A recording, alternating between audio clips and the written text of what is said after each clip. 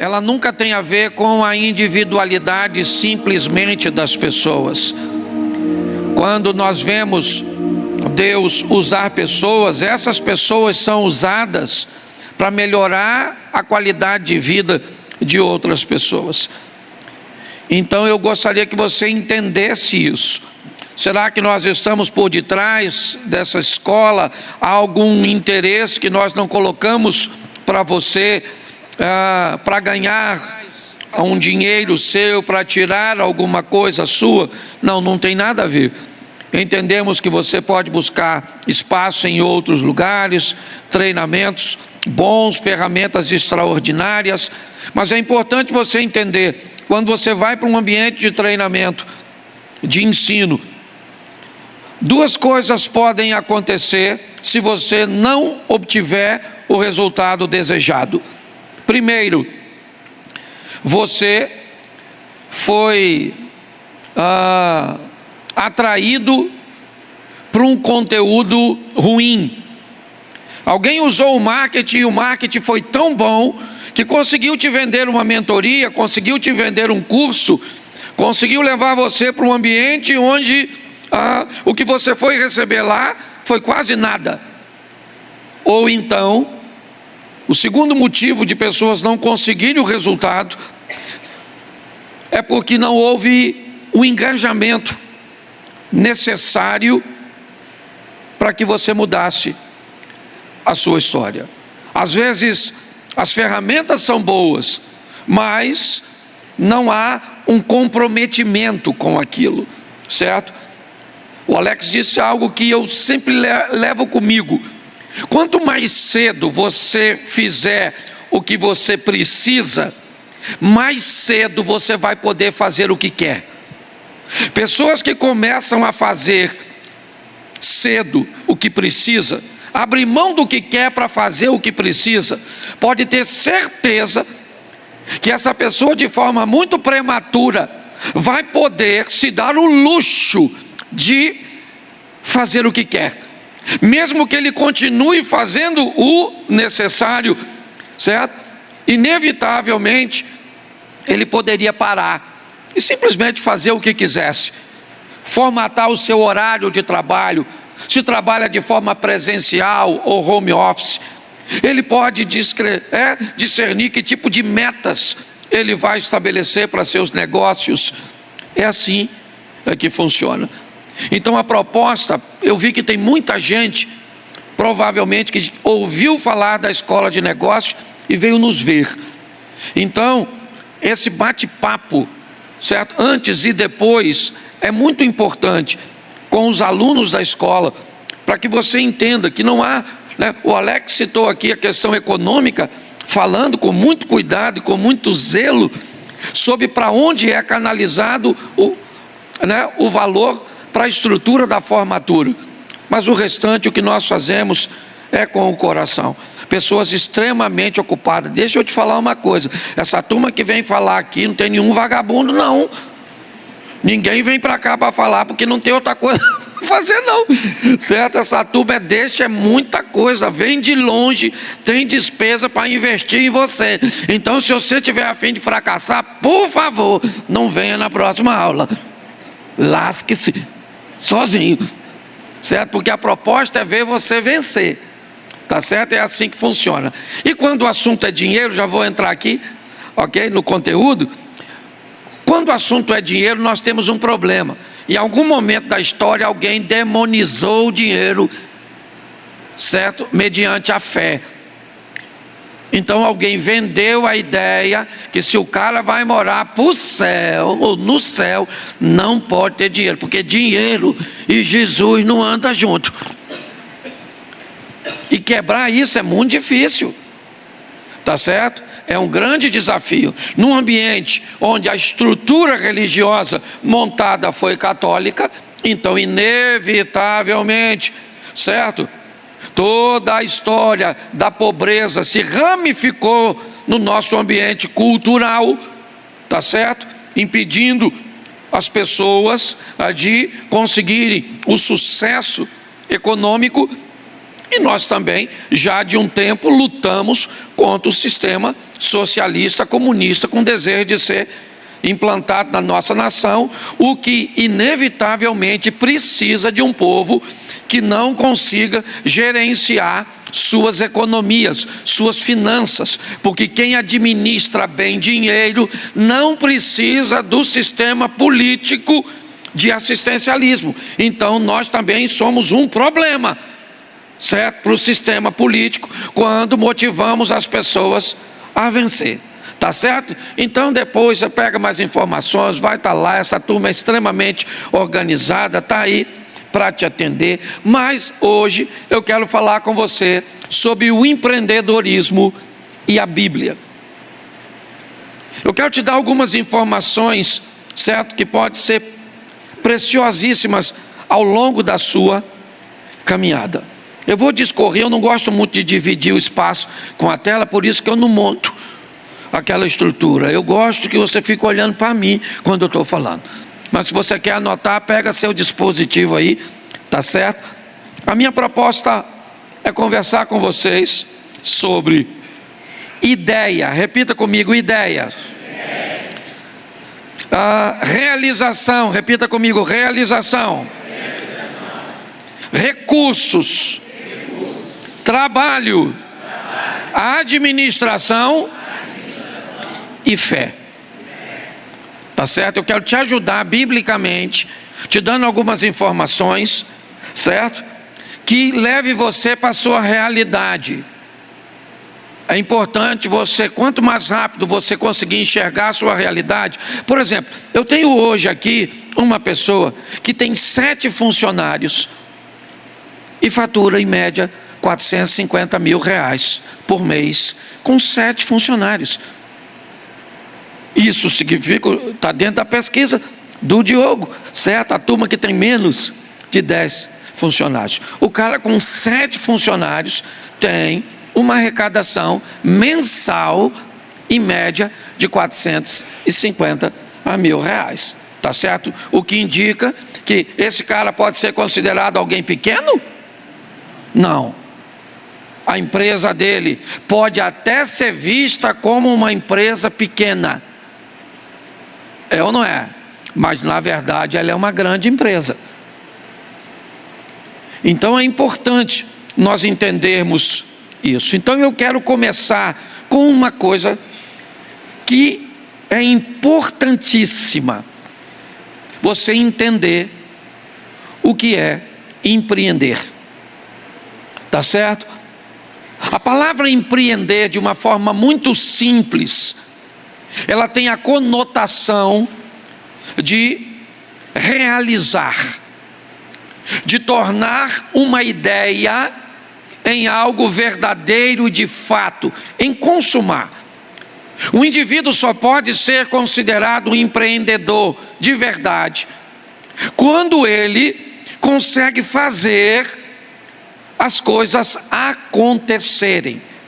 Empreender é realizar. Quem não realiza não pode ser chamado de empreendedor. E eu vou te mostrar esse caminho, certo? Bíblico. Dá para colocar aqui na tela para mim? Então coloque Êxodo 25, 9. Presta atenção. Êxodo 25, 9. Olha só. Conforme a tudo o que eu te mostrar, para modelo do tabernáculo e para modelo de todos os seus pertences, assim mesmo fareis. Deixa eu te explicar algo biblicamente que precede, certo, a realização, o empreender, a ideia. Nem todo empreendedor, nem todo indivíduo que vai fazer acontecer, ele é dono da ideia. Ele é dono do projeto. Às vezes a pessoa é extremamente criativa. São pessoas cujas as ideias, certo, borbulham. A criatividade é algo que está dentro dela, mas ela nunca consegue realizar quase nada, ou basicamente nada, porque, na verdade, ela é apenas um idealizador e não um realizador. E às vezes você vai pegar um empreendedor, alguém que realiza, mas não tem ideia. A pessoa é extremamente limitada. Esse é um texto interessante, porque esse é um texto que fala de uma ideia que precisa tomar forma. Quem está dizendo esse texto é Deus. Deus está dizendo: conforme tudo que eu te mostrar, para modelo do tabernáculo você vai fazer. Olha o que Deus está conversando com Moisés. Deus está dizendo para ele: eu tenho uma ideia, eu vou te dizer o que eu quero, eu vou te dizer como eu quero, as cores, as medidas, os formatos, os propósitos, eu vou te dar toda a informação, mas eu não vou fazer. Aqui nós vemos que a ideia precede a realização. Então é muito importante as pessoas terem uma ideia, certo? Bem formatada, bem estabelecida, certo? Se você não tem uma ideia bem estabelecida, inevitavelmente isso pode fazer com que seu projeto não vá muito longe, ele não tem consistência. Se você observar e depois ler em casa, eu te sugiro que leia, para você ver tudo que Deus vai falar do tabernáculo. Eu quero dessa cor, eu quero dessa medida, eu quero dessa madeira, eu quero ouro aqui, eu quero aqui, certo? A roupa de quem vai entrar tem que ser desse jeito, o peitoral tem que ser assim, as pedras têm que ser posicionadas todas dessa forma. Observe que isso vai se tornar uma realidade, mas antes de se tornar, era apenas uma ideia. Eu conheço gente que é muito criativo. Aliás, eu tenho um conhecido, hoje ele mora nos Estados Unidos, e um dia ele me disse muito frustrado: cara, eu estou cansado, não vou dar mais ideia para ninguém, porque eu tenho uma ideia, quando eu vou compartilhar a minha ideia, a pessoa vê que a ideia é boa, certo? Ela diz que vai me levar com ela quando a ideia se tornar realizável. Sabe o que ela fez? Ela pegou a minha ideia, certo? Levou a minha ideia, realizou a minha ideia e não me deu nada. E isso não aconteceu uma ou duas vezes, não. Já aconteceu um montão de vezes. E quer saber de uma coisa, pastor Cláudio? Eu não dou nenhuma ideia mais para ninguém. Eu falei: o dia que você parar de dar ideia para os outros, certo? As ideias não vêm mais, elas só vêm porque você entrega. E quando você entrega, uma nova vem. Então, ou você aprenda a identificar algumas pessoas que eu vou falar, porque tem gente que borbulha a ideia. Você já deu alguma ideia boa sua, que virou sucesso na vida dos outros, que os outros foram e te deixou para trás? Levanta a mão quem já fez isso. Isso, Deus te abençoe. Já vi que você é a pessoa da ideia, certo? Então você olha esse texto: conforme tudo o que eu te mostrar para o modelo do tabernáculo, certo? Você vai fazer desse jeito. É como o texto, certo? Ou seja, Deus vai dar a ideia, e agora alguém vai ter que fazer isso se tornar realidade. Esse alguém é o Moisés. Nós vamos ver mais à frente. Mas é importante, porque se você é apenas o dono da ideia, mas não consegue tornar ela uma realização, a probabilidade de seu negócio, talvez você só esteja aqui na escola de negócio para você conseguir armar uma conexão com alguém que faz as coisas acontecerem. É muito comum a pessoa ter a ideia, aí ela trabalhou 30 anos numa empresa, aí ela pega a indenização dela toda, enfia numa ideia que é boa, mas não tem poder de realização. Ela não foi preparada para ser um realizador, para fazer as coisas acontecerem, certo? Aqui na escola de negócios você pode pegar ferramentas. A proposta é fazer você uma pessoa extremamente criativa, capaz de fazer a sua criatividade se tornar realidade. Por isso é uma escola de empreendedorismo, uma escola de negócio, para que você aprenda a fazer as coisas funcionarem. Preste atenção. Moisés é ele, coloca por favor, Êxodo 25, 8. 25, 8. E me farão um santuário e habitarei no meio deles. Olha só, a ordem foi dada a um empreendedor, alguém que era capaz de realizar. Deus dá a ideia, Moisés vai estabelecer a execução daquela ideia. Você precisa entender, e aqui nós vemos dois perfis. O perfil do que realiza, mas muitas vezes não tem criatividade, não tem ideia ou não tem outras coisas que eu ainda vou abordar. Mas tem gente aqui que qualquer ideia que você dê para a pessoa, qualquer uma. Tem gente aqui que se você falar que quer vender picolé,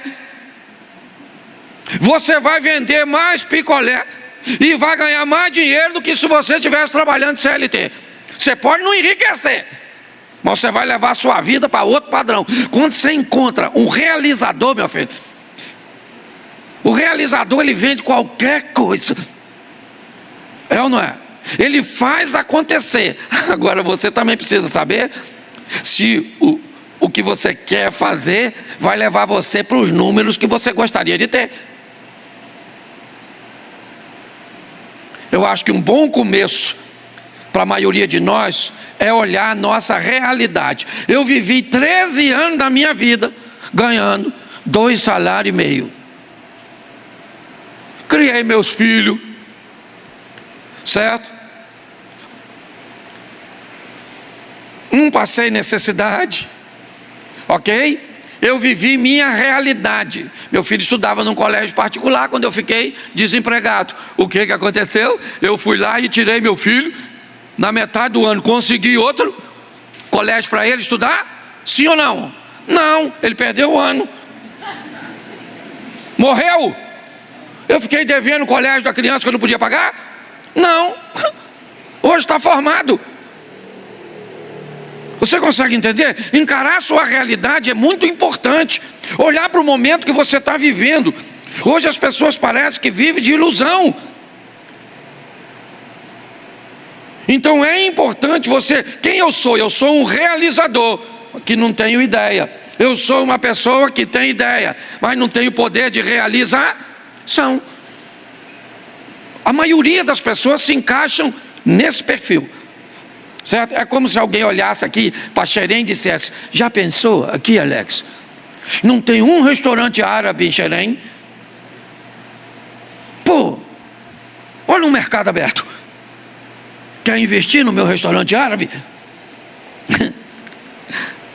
Vai dar certo? Qual é a probabilidade desse troço dar certo? Isso é uma ideia de jirico. Pare e pense. Então você tem que entender como as coisas funcionam, certo? Deus pegou alguém. Sabe quem é esse cara? Moisés. Deixa eu te explicar quem é ele. Ele é um cara treinado no Egito, a maior escola da época. Você sabe quem é esse cara? Um cara que foi treinado e estudado para se tornar um faraó.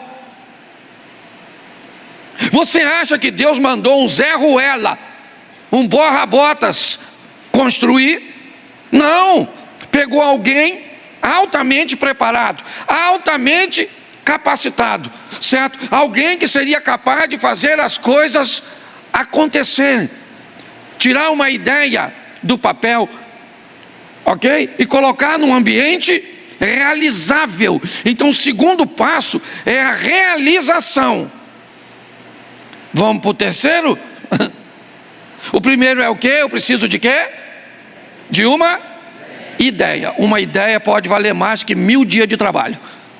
Se tem uma coisa que eu te recomendaria a pedir a Deus, é uma ideia. Olha que eu sou pastor, pelo menos acho. E deixa eu te explicar uma coisa. Eu não queria e não quero depender economicamente de uma igreja. Então, eu precisava de uma ideia. Eu falei com Deus: Senhor, me dá uma ideia, algo para eu fazer. E sabe que ideia entrou na minha cabeça? Você já é engraçado. Por que você não faz stand-up comedy? Primeiro, porque não tem pastor nenhum fazendo isso. E segundo, que eu também não sou engraçado a ponto dos outros pagar para me ouvir. Não parecia loucura? Mas eu acreditei que dava para fazer. Hoje eu falo em média, por mês, talvez entre 18 e 1000 pessoas por mês pagando para assistir as palestras e os stand-up. Uma ideia que na hora que bateu na minha cabeça, eu nem contei para ninguém, porque era tão doida. Então, você acredita que Deus pode te dar uma ideia? Que pode mudar a sua vida? E melhor, pensa, gente, eu vou falar para todo mundo, para eles sorrirem, se divertirem. Eu ainda estou alegrando os outros e os outros me alegrando. Olha que coisa legal. Você viu a oração do Diogo? É isso aqui. É o desejo de ver você crescer, de você prosperar. E quando isso acontecer, que você caminhe conosco para a gente aproveitar do seu dízimo. Tá certo? Mas é importante, realização. Terceiro, diga, recursos. Isso. Porque não adianta nada uma ideia com o poder de realização sem recursos. Você vai precisar disso. E eu vou te mostrar isso biblicamente. Está aqui, ó, Êxodo 25, verso 2. 25, 2. Está aí, ó.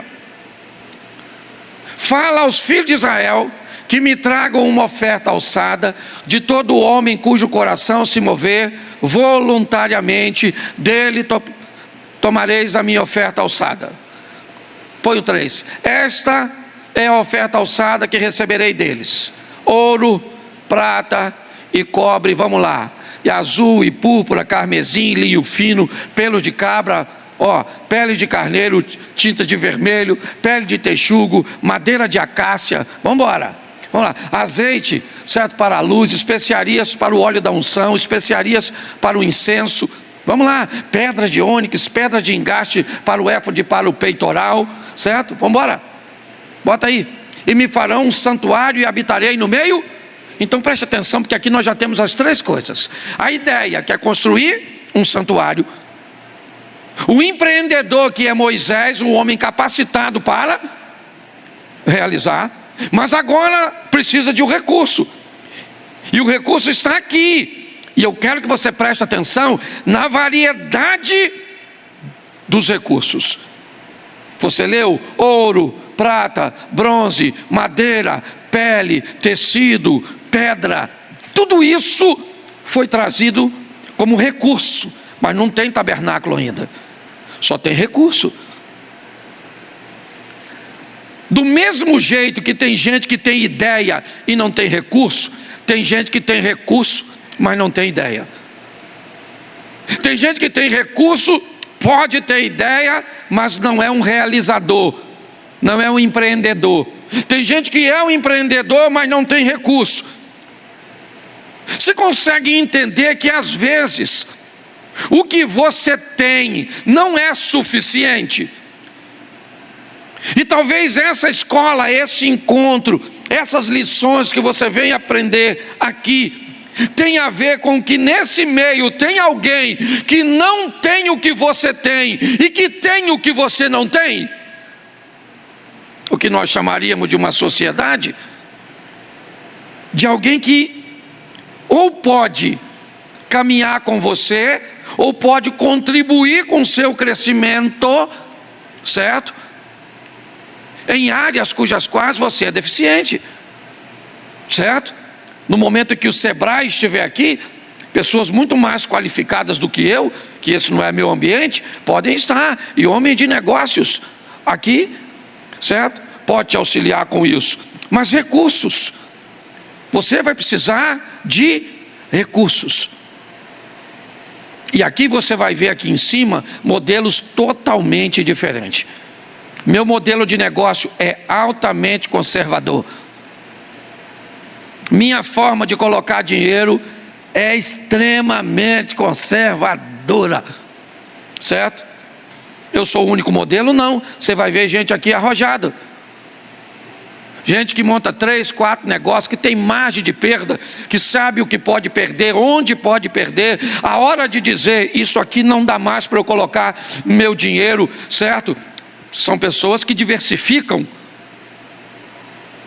Então, quanto mais rápido você descobrir quem você é e quanto de recurso você tem, porque às vezes, eu vou te dar um exemplo, quando meu pai estava vivo, eu chamei meu irmão. Meu pai precisava de cuidado, e eu chamei um dos meus irmãos e disse para ele: cara, vamos fazer o seguinte, meu pai precisa de 2 recursos, dinheiro e tempo, para estar com ele. Você tem tempo, mas não tem dinheiro. Eu tenho dinheiro, mas não tenho. Olha só, dava para a gente fazer uma parceria muito boa para cuidar do meu pai, certo? Porque meu irmão tinha um recurso que eu não tinha, eu tinha um que ele não tinha. Então deu para fazer uma parceria para que meu pai tivesse o cuidado e a assistência que precisava. Então recursos, eles são importantíssimos. Não existe negócio sem recursos. Uma ideia, uma realização, ela vai precisar. O tamanho do recurso, eu não sei. Eu sei que a grande maioria aqui, pelo ambiente que nós estamos, provavelmente recursos também pode ser um grande problema, certo? O Diogo estava falando de gestão aqui, a dificuldade que as pessoas têm de estabelecer, né, o que é pessoa física de pessoa jurídica.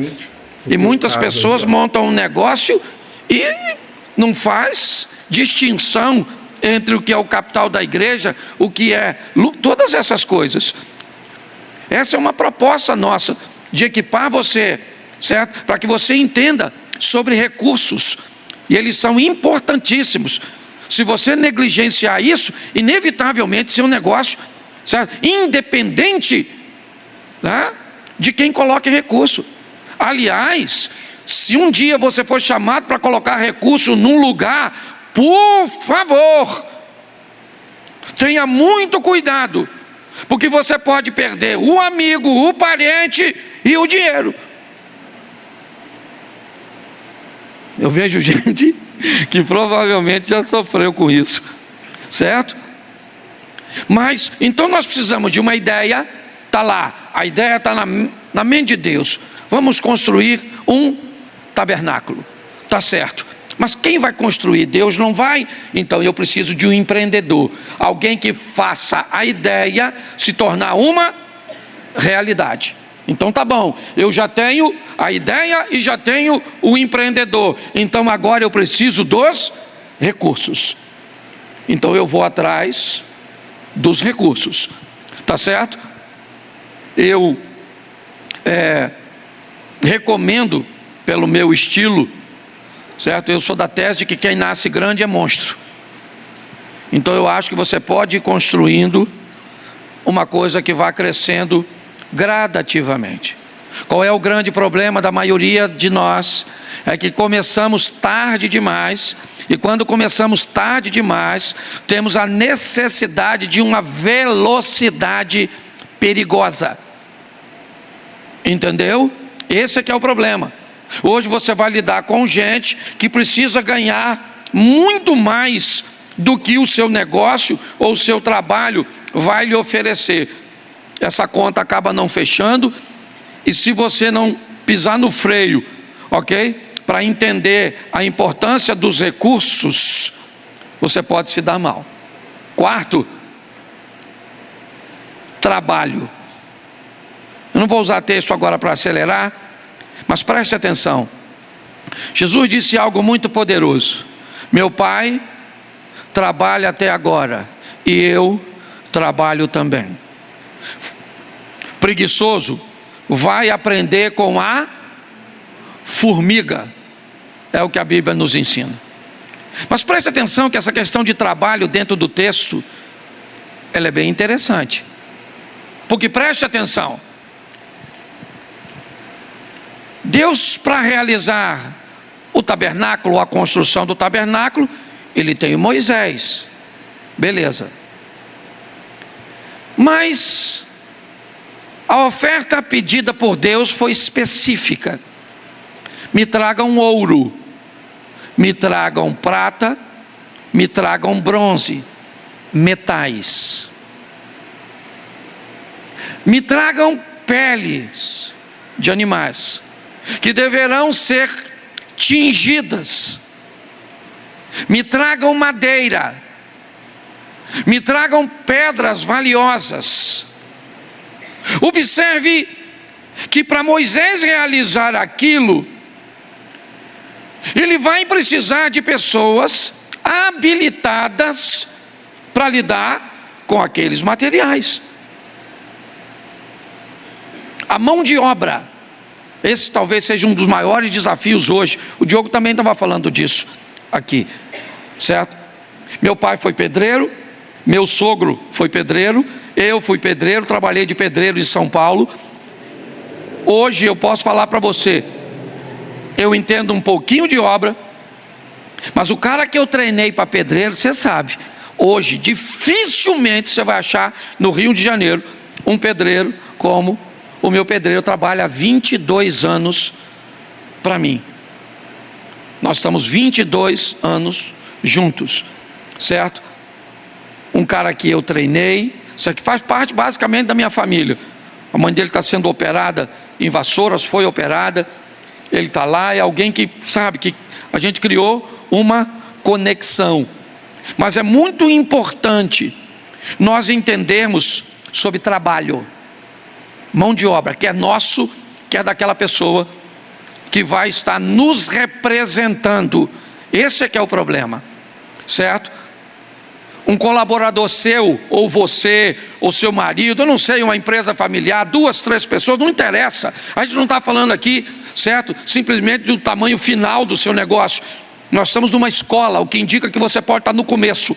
Então não tem vergonha nenhuma em você chamar de uma empresa, certo, algo que tenha 2 ou 3 pessoas, simplesmente.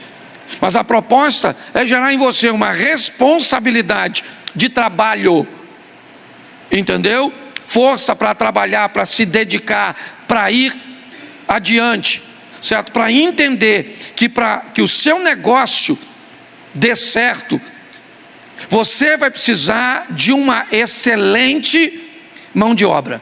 E se o seu negócio não tiver sequer a sua excelência,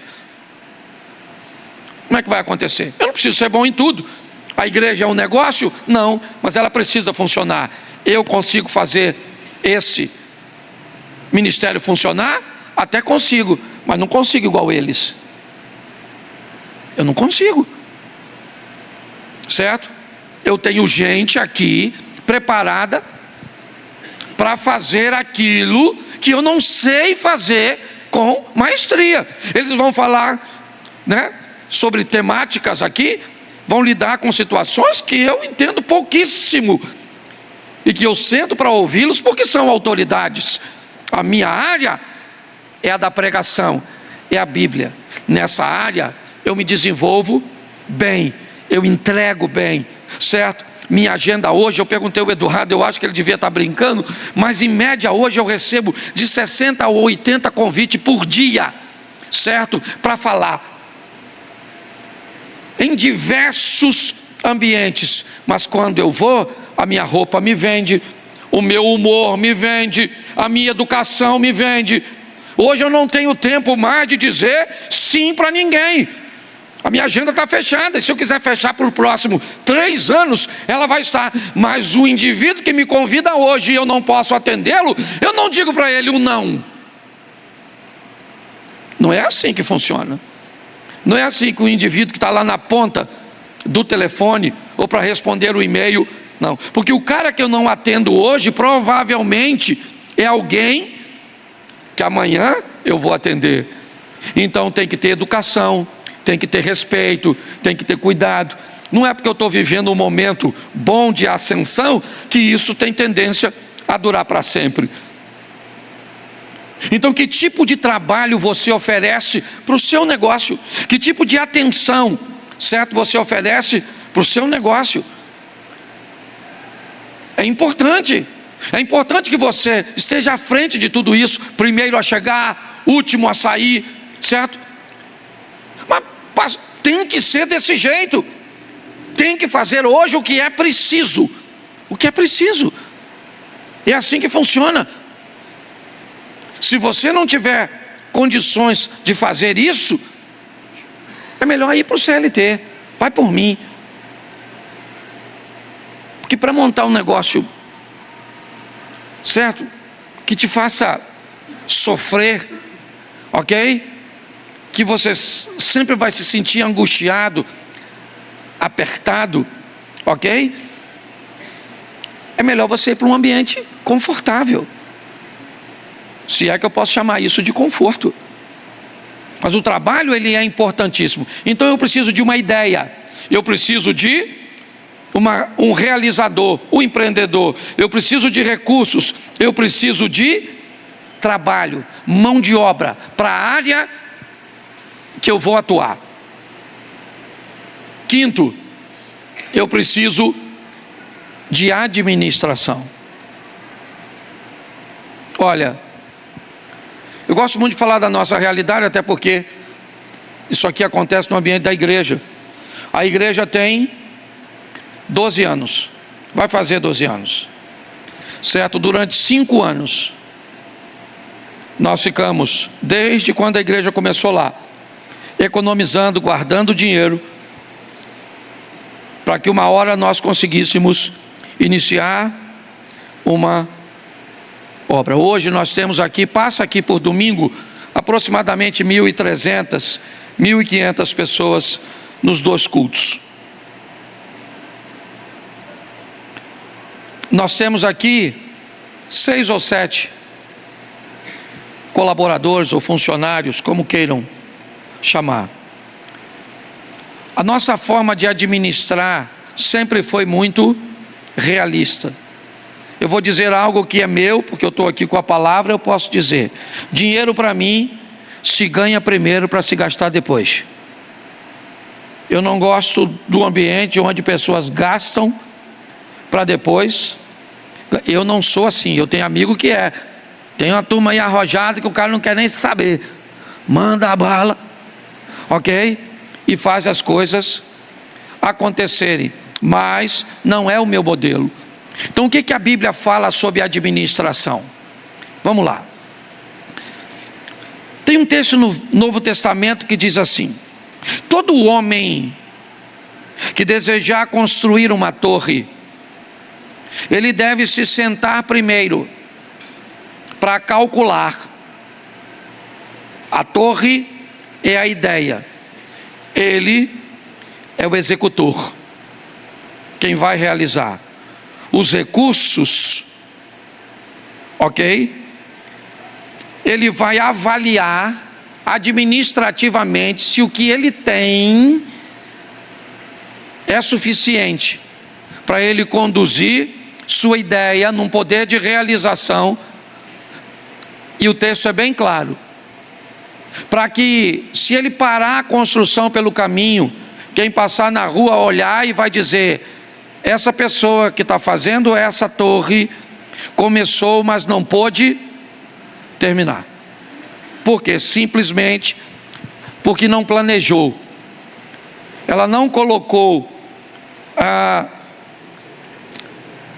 administração ou aplicação dos recursos de forma correta. Dinheiro não é fácil de administrar. E a maioria das pessoas que tem problema com dinheiro, elas têm problemas com emoções. Essa é a grande verdade.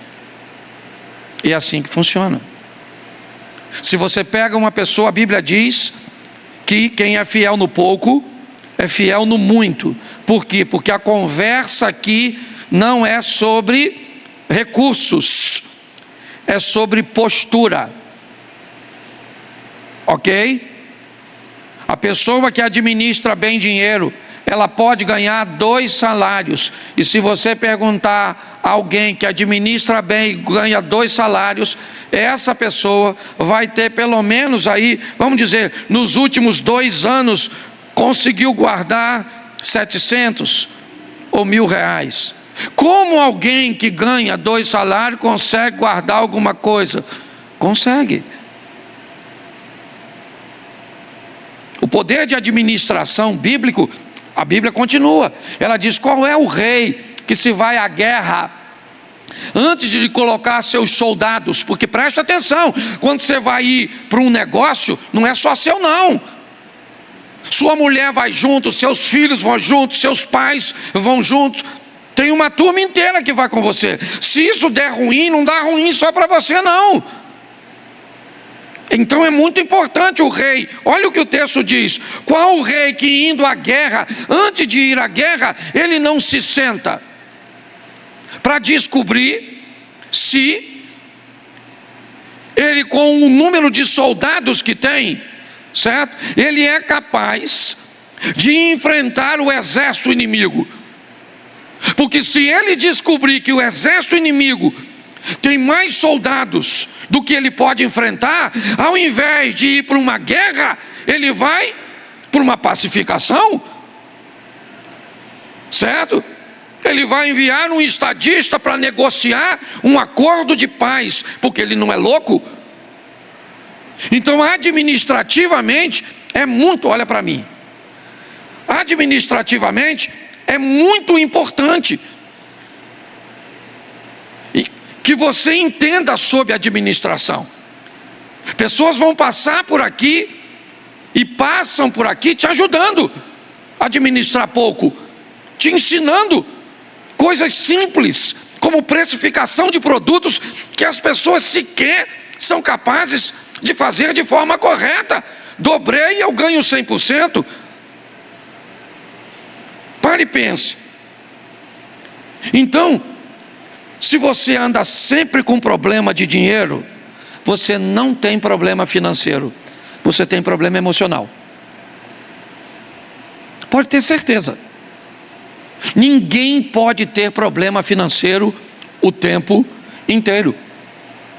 Se o período de escassez chegou na sua vida, ele já deveria ter te ensinado a diminuir os gastos. Você já deveria ter baixado o seu nível num nível tolerável, porque é assim que funciona. Você acha que o José vai governar o Egito do nada? Ele sonha com sol e lua, 2 astros de governo do Gênesis.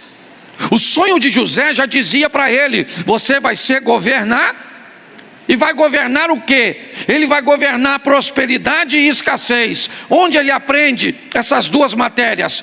Prosperidade, a casa do rico e poderoso oficial do faraó Potifar. Escassez, a prisão onde ele caminha 3 anos. Ele fica 10 anos estudando sobre administração em ambiente de prosperidade. E 3 anos estudando num ambiente de escassez. Você sabe por quê?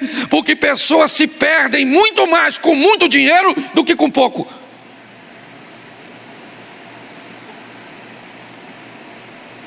Ah, pastor, se perdem. E às vezes não se perde financeira não. O cara constrói a vida do lado de uma guerreira e no final tenta terminar do lado de uma aventureira. Perde família, perde isso, perde aquilo, abandona filhos, perde os valores, perde tudo. Pare e pense. Ele vai aprender a administrar. E para administrar, muita coisa. Eu preguei isso esses dias aqui na igreja. O cara está trabalhando, bonitão, na casa do faraó, ou do criado do faraó, do oficial, e a mulher do Potifar olha para o José e diz: esse cara cabe como meu marido, dá para colocá-lo na cama do meu marido. Olha só, o cara já é o chefe dos criados. Então a administração não é só grana não, meus irmãos. Ok? Tem que administrar crescimento, administrar humildade, para não cair na soberba. Você está entendendo? É muita coisa que está envolvido. Então hoje, quando você vê pessoas enroladas economicamente o tempo inteiro, eu recomendo você, procure um profissional da saúde emocional. Ele vai poder te ajudar mais que o sempre, porque já é comprovado. Essa também é uma grande luta nossa com um sistema governamental como o nosso. Você sabia que a gente não pode colocar numa escola uma matéria como educação financeira? Não pode colocar. Não é permitido colocar na grade a educação financeira. Alguns que tentam fazer, dão uma maquiada na temática para colocar, enrola, porque não pode.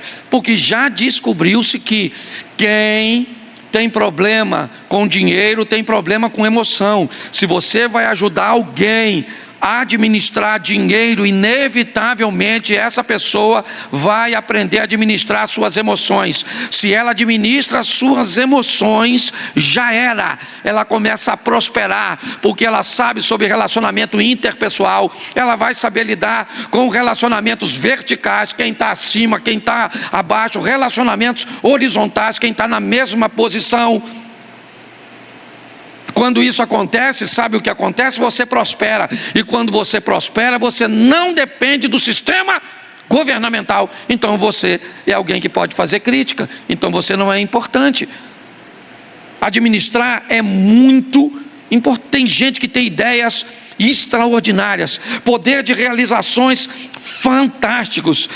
São pessoas que têm recursos, que trabalham pra caramba, mas que quebram, porque não consegue. Ganhou um dinheiro, troca de carro e troca de casa, e viaja, e faz isso, e faz aquilo, aquilo outro. Quando vê, volta para um ambiente pior do que quando começou. E talvez você entenda disso melhor do que eu. E por último, não menos importante, fé. Seu negócio também vai precisar de fé. Vamos voltar aqui para ver se você lembra. O primeiro foi o quê? Você precisa de uma? Isso. Depois você precisa de realizar. É onde entra o empreendedor. Depois você precisa de recursos. Agora você vai precisar de trabalho. Depois fé. Fé por último, pastor. Não é fé primeiro, fé por último. Comigo a fé vem por último. Primeiro você tem a ideia, depois você vai conseguir poder de realização, depois você vai atrás dos recursos, depois você trabalha pra caramba, aprende a administrar, e se esse troço tudo junto não der certo, você deve falar assim: pastor, já deu certo. Fé. Você já viu um texto bíblico que diz assim: orai sem cessar? Sim ou não? Você acha que a oração é importante, sim ou não? Sim. Claro que é. Se a Bíblia diz que tem que orar sem cessar, é porque a oração é muito importante, é ou não é? É. Mas mais do que a importância da oração, eu vou te dar uma dica. Observe a pauta da sua oração. Que tipo de conversa você anda tendo com Deus nas suas orações? Porque o tempo é o mesmo. Uma mulher pode lavar roupa e passar roupa ao mesmo tempo? Sim ou não? Não. Ou lava a roupa ou lava a louça ou passa. É assim que funciona. Duas ao mesmo tempo não dá para executar.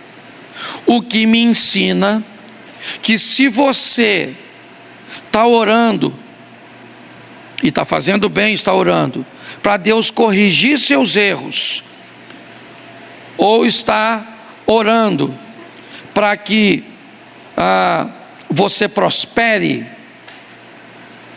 o tempo que você vai levar é o mesmo, a pauta é que é diferente.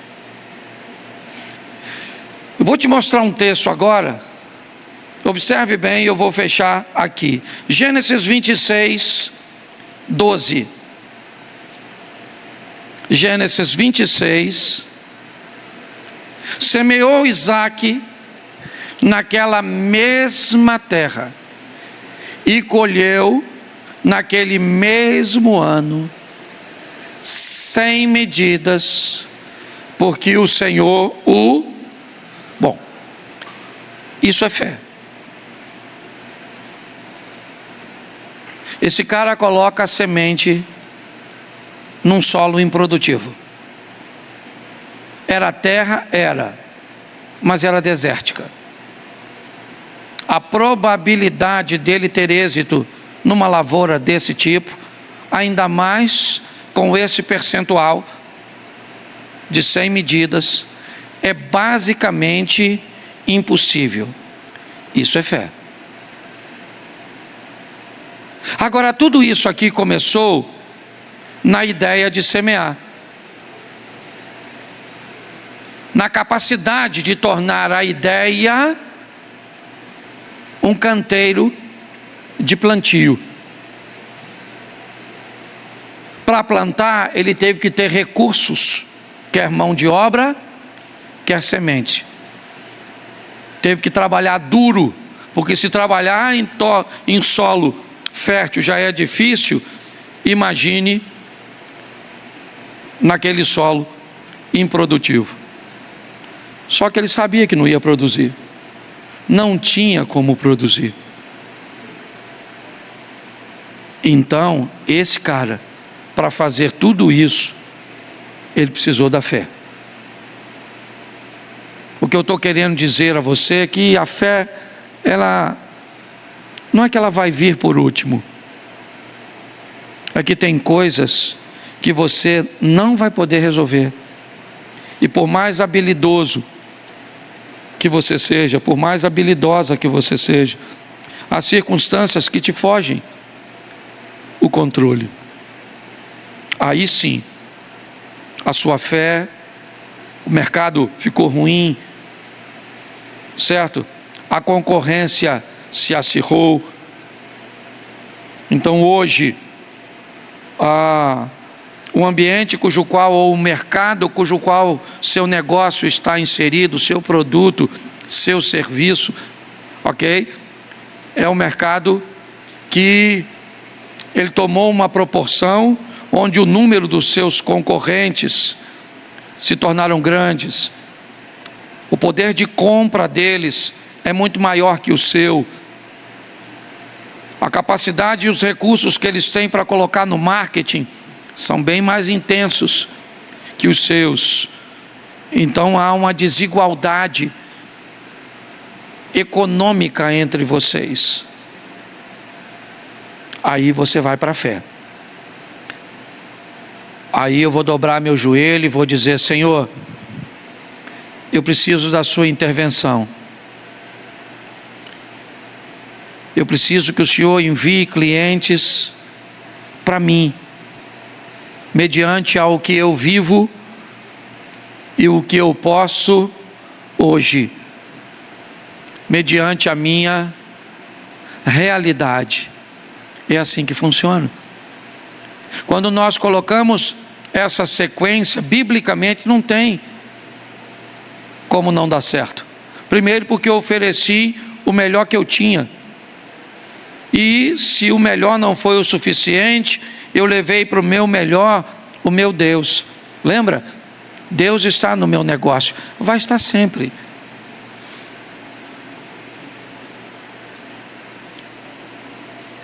Porque eu sou cristão. Cristão onde? Em qualquer lugar. Essa que é a grande questão. Eu não sou pastor, gente. eu não sou pastor, eu estou pastor quando eu estou na igreja. Quando eu vou lidar com os meninos que trabalham para mim, eu não sou pastor, eu sou o patrão. Para minha mulher, eu não sou o pastor, eu sou o patrão.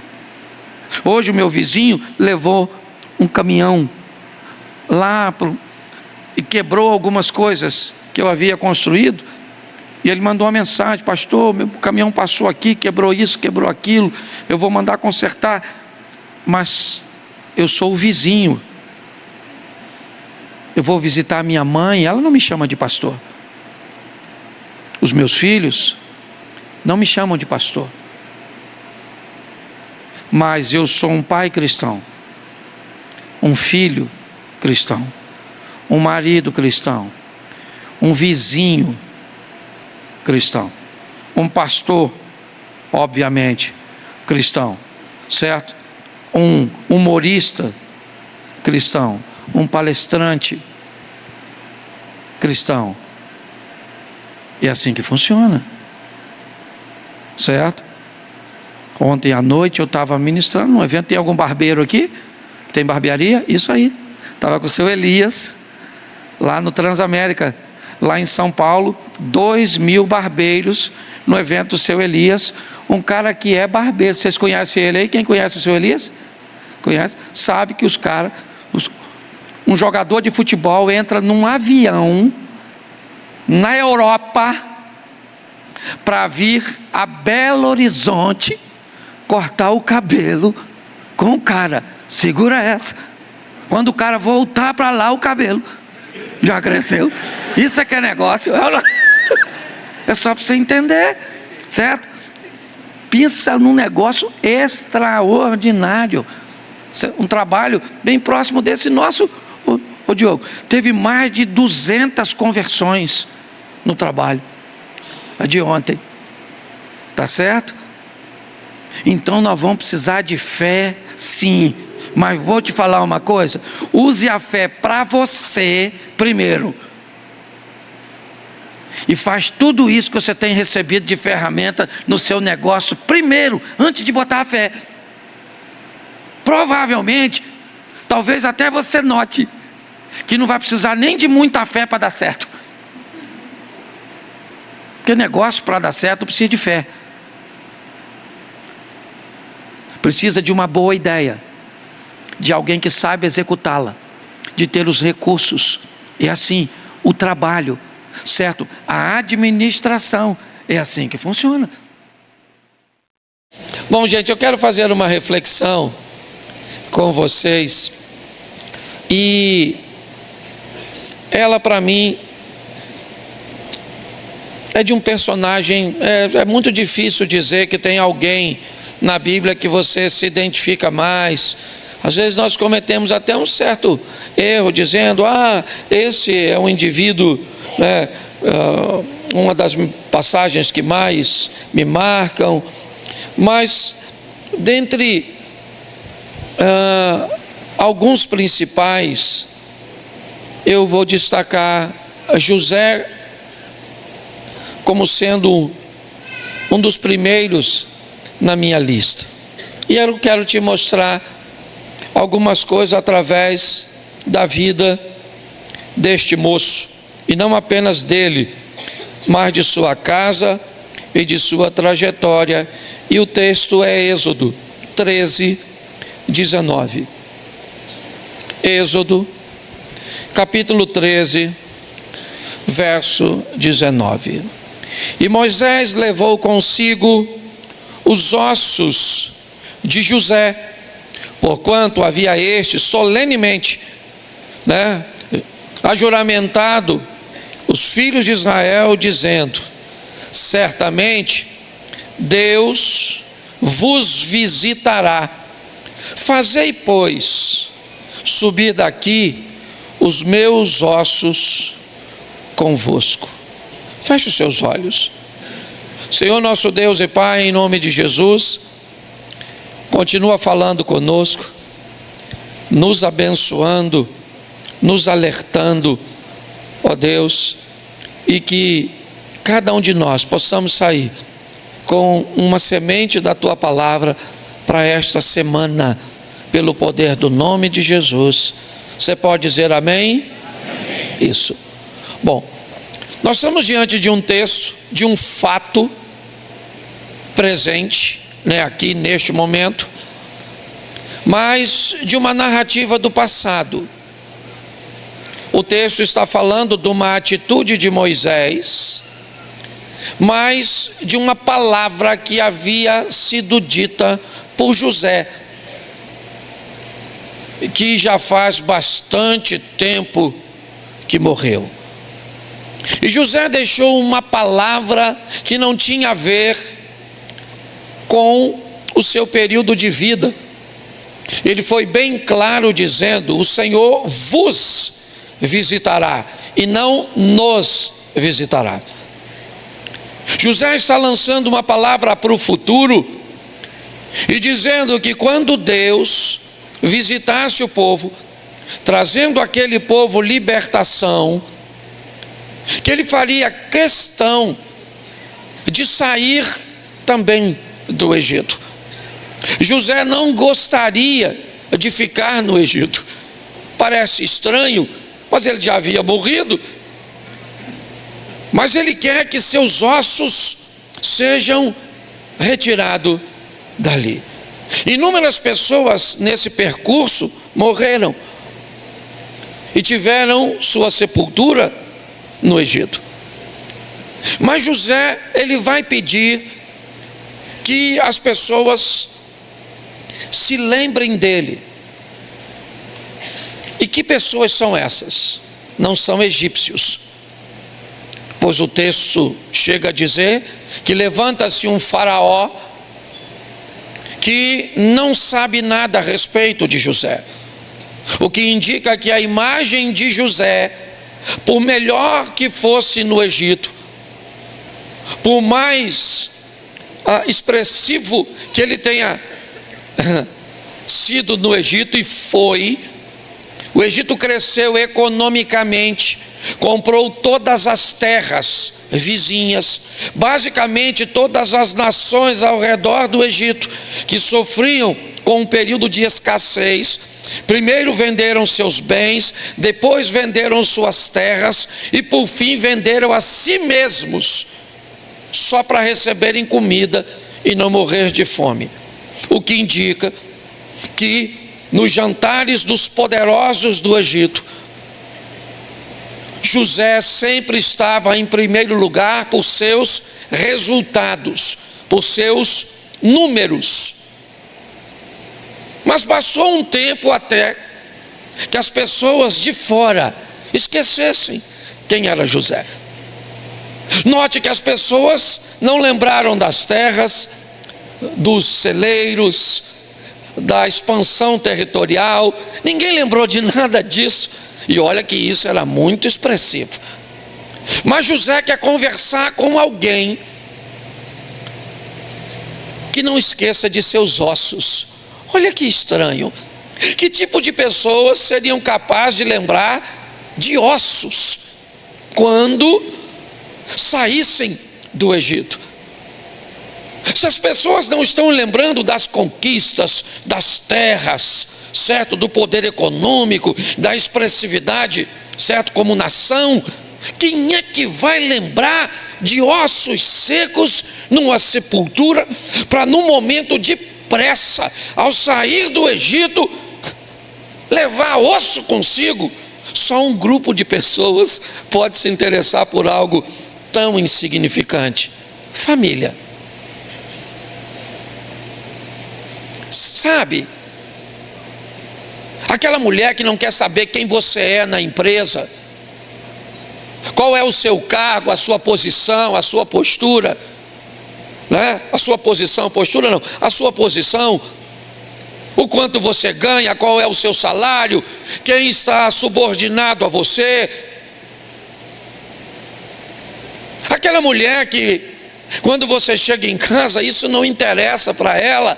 Aquela criança que corre na sua direção, aquele menino que vai te chamar de pai, aquela mocinha que vai te chamar de mãe, que vai te dar um abraço, que não está muito interessado se você está suado, se você está cansado. Aliás, podem até remover seus sapatos. A história de José não é uma história fácil, não. Talvez eu não consiga usar a família dele como uma família modelo, mas certamente nós estamos no capítulo 13 de Êxodo, que já faz bastante tempo que José morreu, mas mesmo na pressa, naquela última noite, na morte dos primogênitos,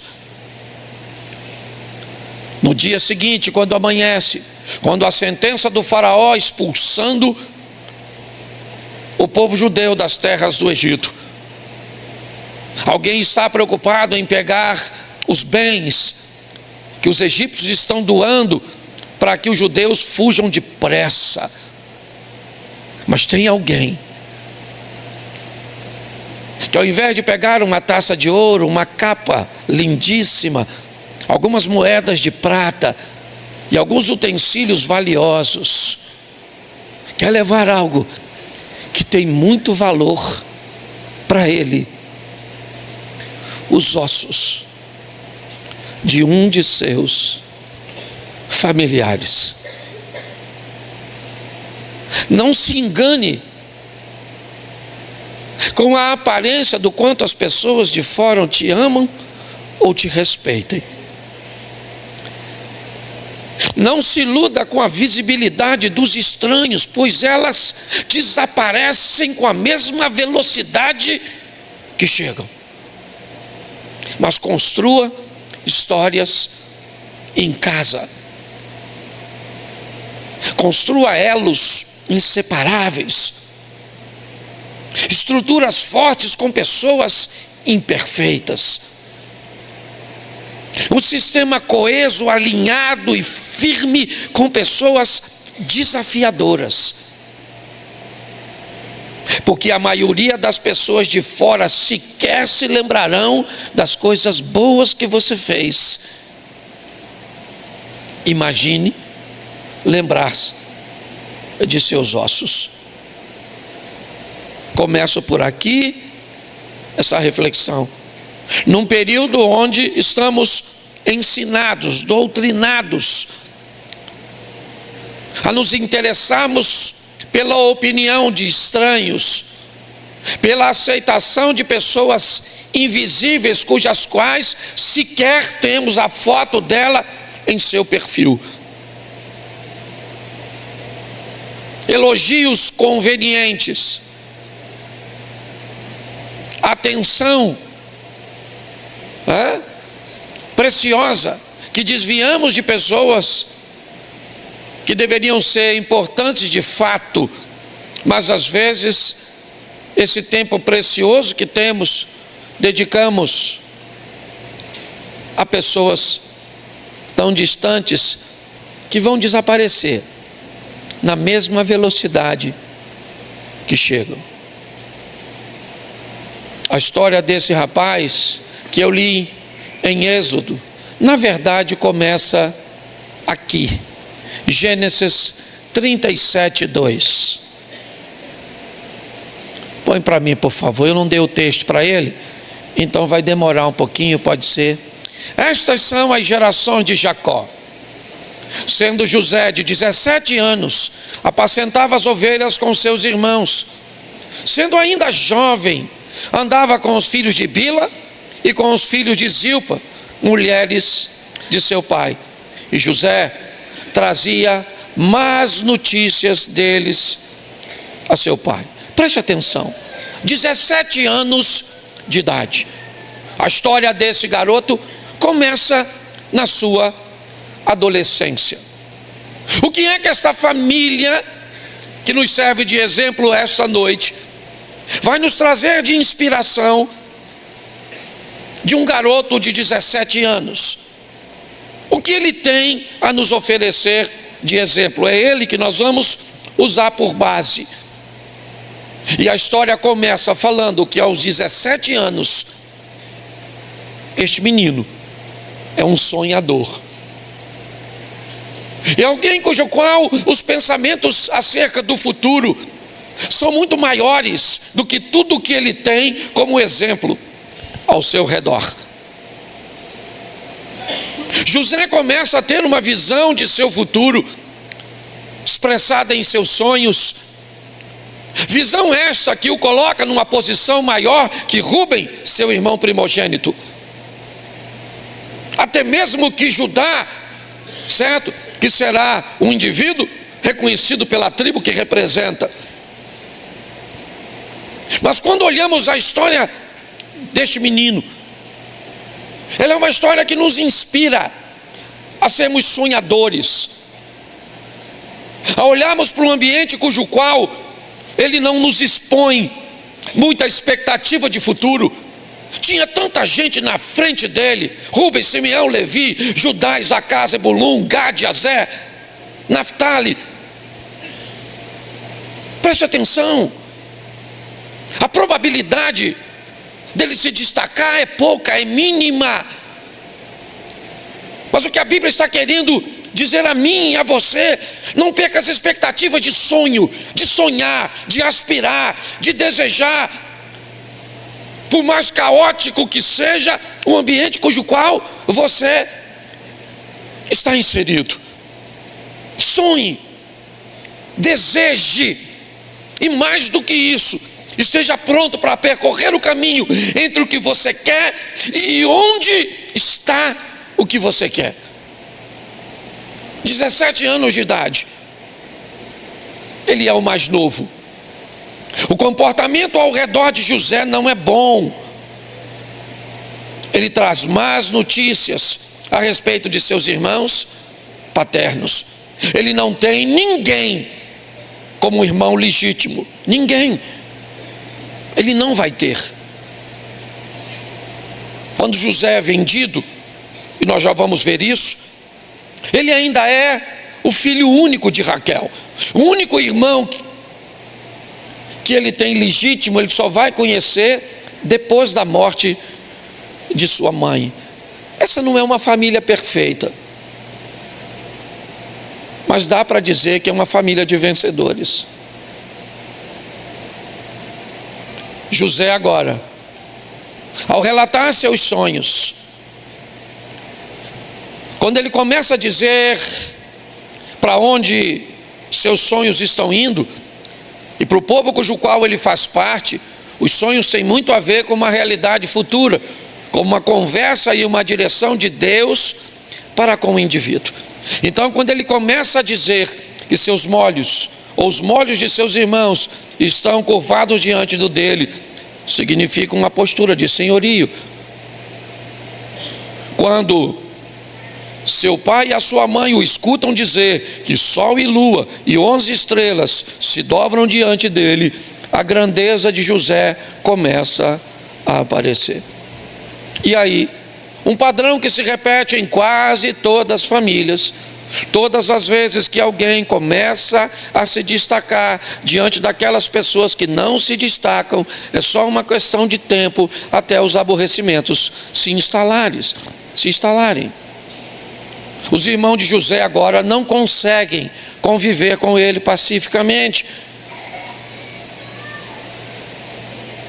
Eles não se agradam da presença de José. Por quê? Porque José acha que vai chegar em lugares onde eles nunca chegaram, ou nunca nem desejaram chegar. Então os problemas de convívio, a dificuldade de diálogo, ela começa a se tornar muito constantes. Os irmãos de José não querem a presença dele, e já não é bem-vindo, até porque, diga-se de passagem, esse moço também é meio fofoqueiro, certo?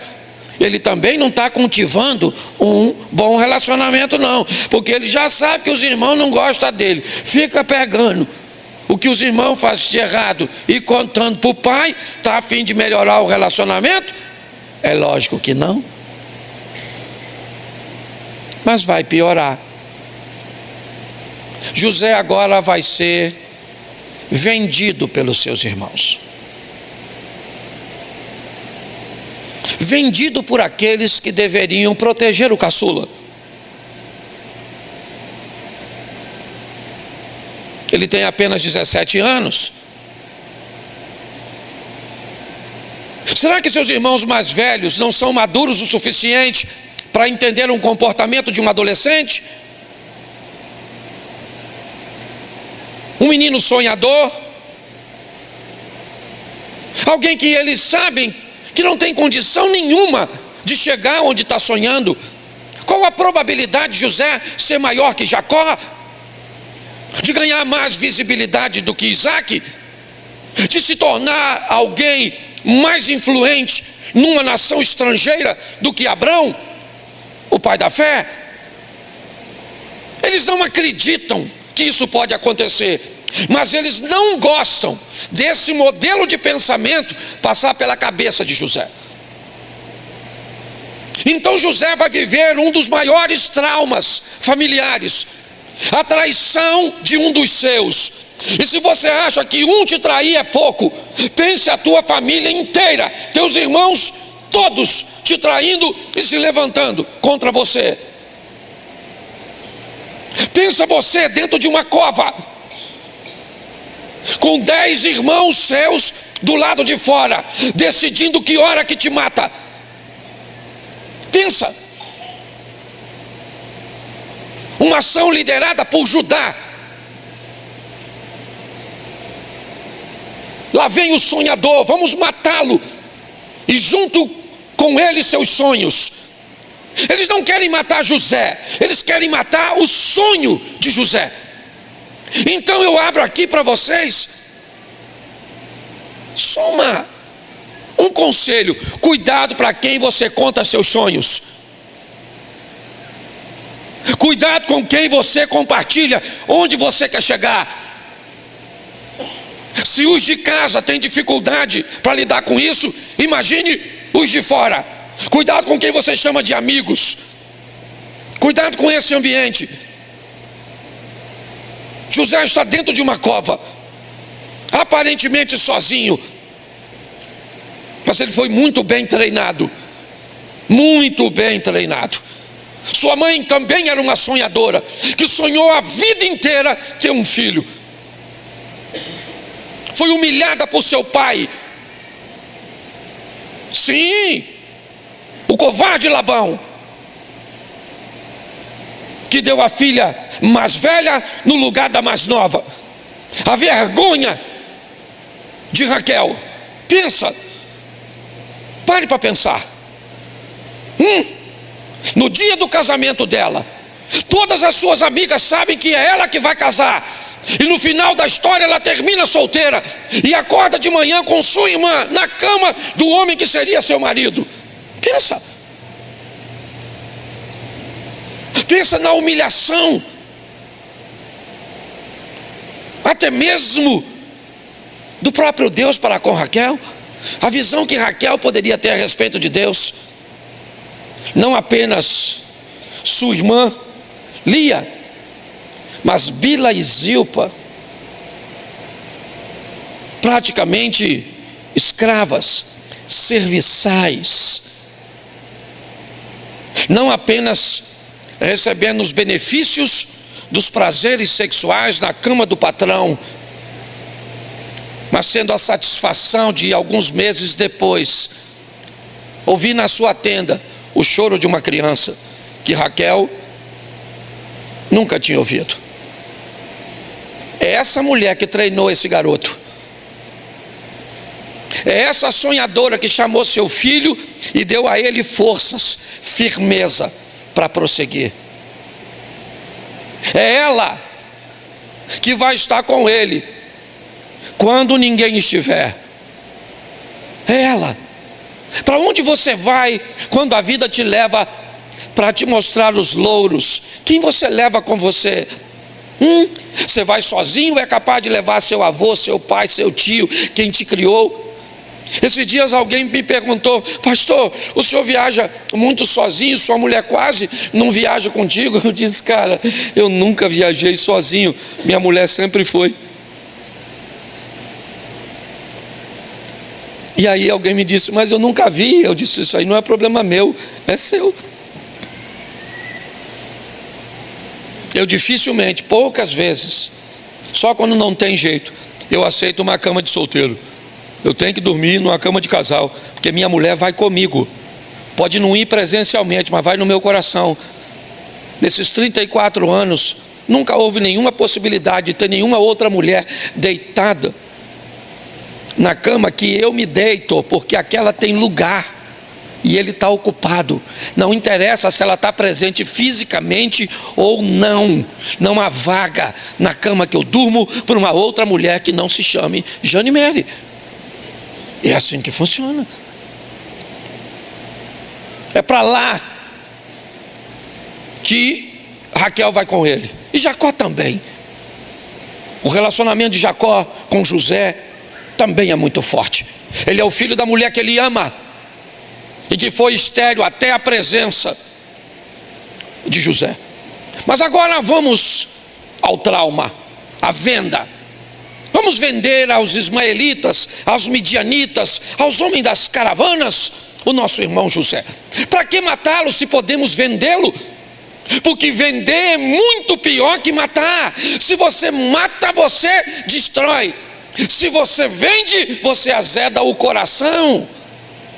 Quantas pessoas não rompem, não avançam, não conquistam, não fazem porque são traumatizadas por traições, por abusos familiares. Agora ele vai sozinho, pelo menos aparentemente. O que seus irmãos não sabem é que José vai acompanhado por Deus naquela caravana. O que seus irmãos não sabem é que os valores de Raquel vão com José. Os ensinamentos de Jacó vão com José. E lá vai José para o Egito, onde vai ser vendido como escravo. A casa é de um oficial do rei, Potifar. Um homem poderoso, influente, bem casado, bem estruturado. E nessa casa, José entra como um escravo. Esse era o título que as pessoas davam a ele, que ele mesmo nunca se deu. José nunca se considerou um escravo, porque não interessa quem as pessoas pensam que você é. O importante é que você não se esqueça e não se contamine, nem para cima nem para baixo, com o título que as pessoas vão conferir a você. Eu convivo com títulos desde ser um palhaço até uma celebridade. E saiba de uma coisa: eu não sou uma coisa e nem outra. Eu não estou nem da ponta de baixo como palhaço, nem na ponta de cima como uma celebridade. Mas o importante não é o que as pessoas pensam quem eu sou.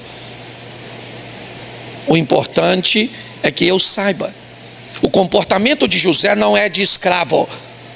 A maneira com que José governa a casa de Potifar, ela não é de um escravo, ela não é de um revoltado. Não, ela é de um homem forte, que não quer estar ali, mas descobriu que a vida o levou. E se a vida te levou, meu filho, encare. É só isso. Ele queria estar lá? Não. Quando a vida te levar para lugares que você não gostaria de ir, bote na bolsa seus melhores valores. Bote na sua mochila os pertences mais importantes, as posturas, os posicionamentos, os princípios, os pilares. Eles vão com José. Na casa de Potifar, o José, chamado de escravo por alguns, tem postura de patrão para a esposa. Tem alguém que consegue enxergar em José coisas que as outras pessoas não enxergam. Potifar, ele observa a capacidade de José, a confiança que pode colocar nele, e ver nele um homem exato para administrar seus bens e prosperar. A esposa não. A esposa vê um homem forte, bonito, a raiz dele é assim. Um indivíduo de postura. Para a mulher de Potifar, José parece estar no lugar errado. Para ela, provavelmente, a vida não foi muito justa para esse cara. E ela se interessa por ele.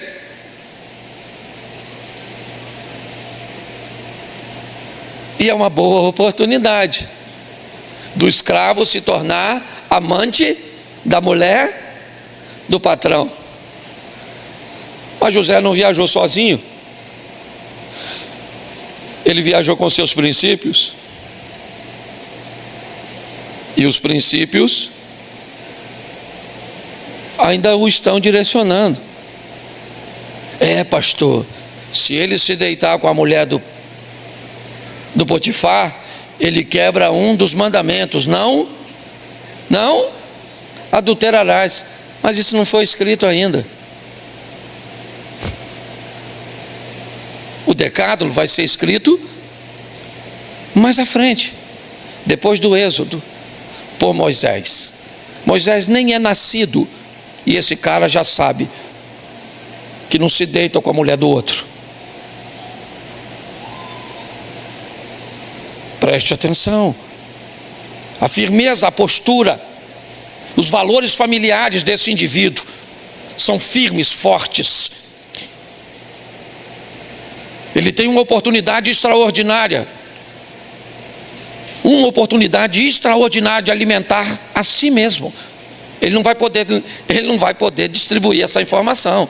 Ele não vai poder dizer para ninguém que se deita com a mulher do patrão, ou alguém vaza essa informação e ele é morto, sim ou não? Então, por que ele não faz? A firmeza, a postura. O dia que essa mulher diz para ele, eu quero você, sabe o que ele diz para ela? Potifar me disse, aqui na minha casa tudo está debaixo da sua autoridade, menos a minha mulher. Você acha que Potifar disse isso para ele?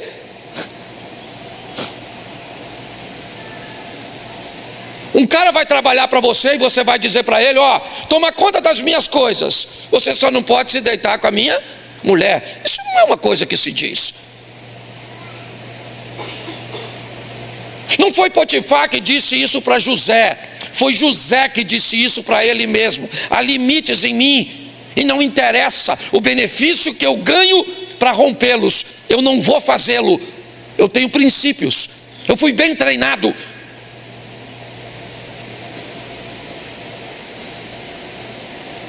Eu fui treinado por um homem, Domiciano, nome de imperador, poucas letras. Eu sempre digo isso, me dá vontade de chorar, porque faz parte da minha história. O melhor brinquedo que eu tive na minha vida estava no meu tio Domiciano, nessa lateral, uma verruga grande que ele tinha aqui. Ele devia pesar, sei lá, uns 150 quilos, 140 quilos. E eu sentava chupando o dedo, que eu chupava dedo. E com os 2 dedos eu chupava esse dedo, e com esses 2 eu brincava, passando na verruga. Nada me foi mais valioso do que aquela verruga naquele colo. Pensa, fui treinado por aquele cara, ali na Praça da Mantiqueiras. E eu lembro, certo? Para onde eu fui, para onde eu vou, sabe? Esse cara vai comigo até hoje. Minha mulher vai comigo. Meu pai, em algumas ocasiões, vai comigo. Olhe bem. Agora, O José diz para ela: eu não vou, querida, eu não vou pegar você. Não que eu não queira, eu não posso. Ela ficou rejeitada, lógico. Uma mulher rejeitada é perigosa. Mandou todo mundo sair. Depois você lê, porque eu só vou contar metade da fofoca. O resto você lê da semana. Aí ela manda todo mundo sair, fica com o Zé só. Deve ter botado aquela roupa maneira, pintou para o combate, certo? Isso. E o Zé chegou, ela agarrou o Zé. E o Zé empurrou ela, deixou a capa para trás. Você deve conhecer a história. Se não leu a Bíblia, pelo menos assistiu, certo? Na Record. Tem gente que vai lá e não... uma boa parte tá legal, tá certo? Aí ela ficou com a capa na mão, gritando igual uma doida, histérica: tarado, tarado, maníaco do Egito, tentou me agarrar. Quem é que chegou? O Potifar. Potifar chegou, falou: o que foi? O que foi? Esse Zé aí tentou me agarrar. O Potifar chegou, chamou o Zé. O Potifar sabia a mulher que tinha, porque senão José tinha morrido. É ou não é? O cara tentou agarrar. Você lembra do Ramã? Só porque deitou debruçado nos pés da mesa, ou da cama, perdão, certo? Do rei persa, ele acabou pendurado.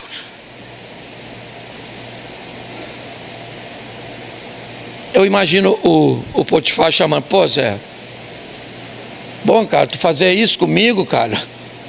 Pô, tu administra a minha casa, tudo direitinho. Pô, tu toma conta de tudo, Zé. Querer pegar a minha mulher. E o José falou: o quê? Nada. Nada, nada, nada. Poderia falar: ô Potifar, você sabe. Só para nós aqui, vamos conversar no canto. Essa maluca dessa mulher tua é doida, mano. Tá dando em cima de mim um tempão, eu não pego porque eu sou parceiro, irmão.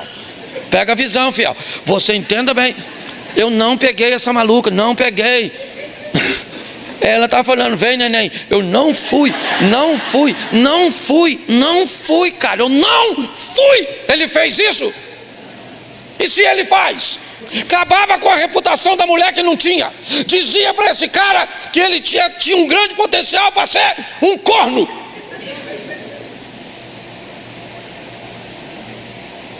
Preste atenção. O cara cala a boca dele.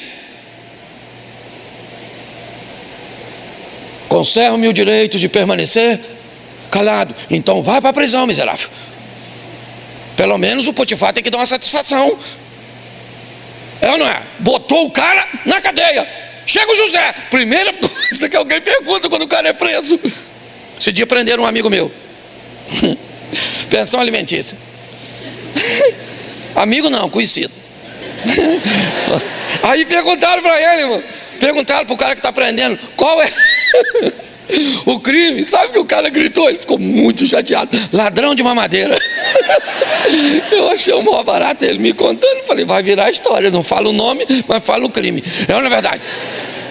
Olha só, pensa, o José chegando e alguém perguntando na cadeia: ô José, o que você fez? O que ele falou? Nada. Inocente. Pensa os presos falando: aqui todo mundo. Você matou 10? Não, né?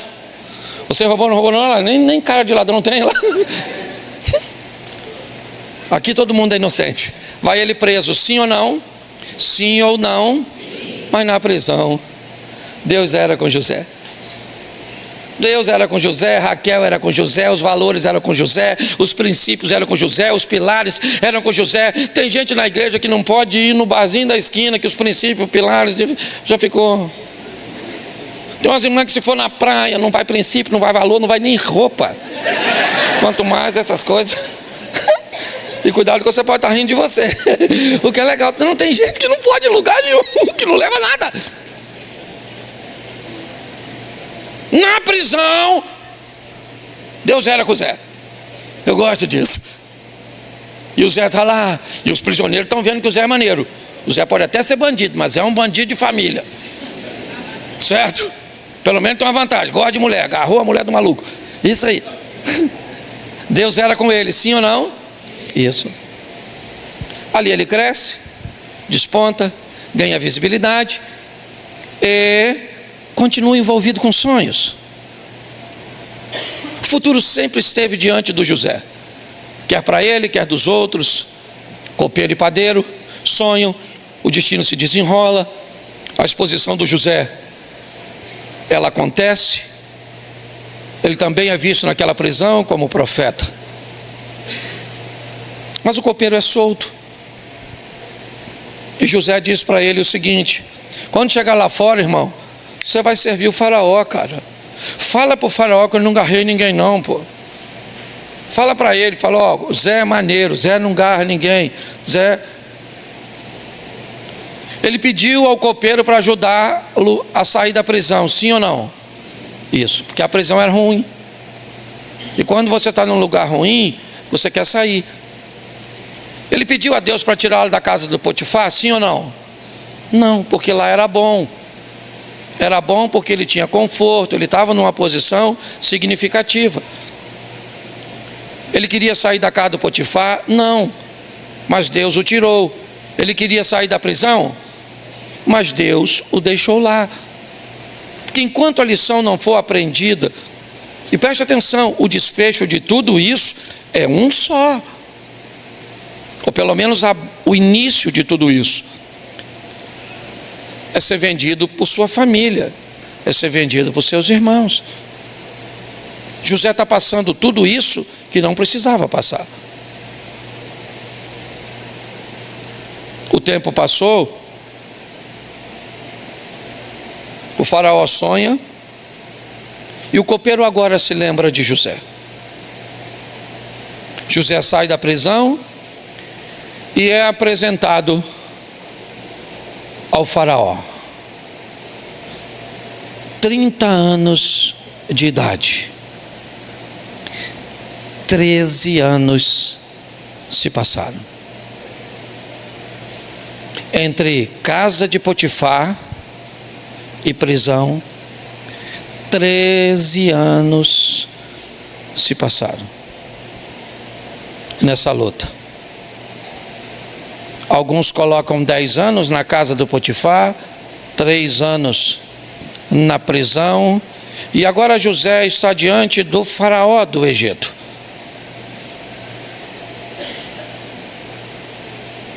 E agora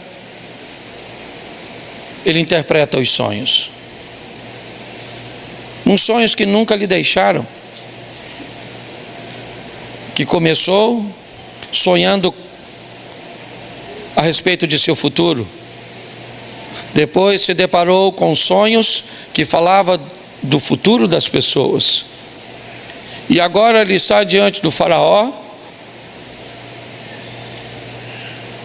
para dizer o que significa o sonho da maior autoridade daquele mundo. E mais do que o significado dos sonhos, José tem a solução para o problema. Ele sabe como resolver. Ele apresenta ao faraó, que o coloca como governador. Ele agora alcança o governo do Egito. Ele está no poder, se casa com uma bela mulher, tem 2 filhos abençoados. José, como Naamã, é reconhecido nacionalmente e internacionalmente, enquanto Naamã é pela força do exército, pelo material bélico, todas as suas manobras militares, o José é o cara da economia, José é o cara da administração. Esse é o cara, todo mundo sabe quem ele é. Ele é Zefanete Paneia para os egípcios. O homem, quando passa pelas ruas, os olhares o buscam. Ele quando passa no seu cavalo, é como alguém importante passando no seu carro. É assim que funciona. Os olhares. Mas para que tudo isso? Para que será? Ah, eu já sei. É para salvar o Egito da fome. Deve ser. Deve ser porque Deus está preocupado com os egípcios. Mas a fome se acentuou. E ela chegou na terra dos irmãos de José. E agora os irmãos de José vão se deslocar para o único lugar que tem comida. Eles chegam. José está de pé quando olha para seus irmãos. Eles estão vestidos como judeus, vamos colocar assim. José é um egípcio. Suas roupas, sua postura, seu idioma. E pior, ele ocupa a cadeira do governador. Por mais que José seja visto por um de seus irmãos, que seja capaz de identificá-lo, o que pode existir ali é uma mera semelhança, porque não há possibilidade do menino de 17 anos agora com 30 e alguma coisa ocupar a cadeira do governador do Egito. Não. Mesmo que o reconhecessem, seria loucura aceitar que aquilo seria possível. Mas lá está José. Que José? O mesmo da prisão. Que José? O mesmo da casa do Potifar. Que José? O mesmo da cisterna. Que José? O mesmo da lavoura. O mesmo do café da manhã. O mesmo José. Que José? O irmão de Judá, o irmão de Rúben, o filho de Raquel, o filho de Jacó, o governador do Egito. Isso ele é para os egípcios. Para José, ele não é o governador do Egito. Ele é o filho de Raquel, o filho de Jacó, o neto de Isaac, o bisneto de Abraão. É isso que ele é. E ele sabe disso. Mas agora vai acontecer algo bem estranho. A possibilidade de cuidar. Coloca para mim Gênesis 47:6. Está aí. Gênesis 47:6. A terra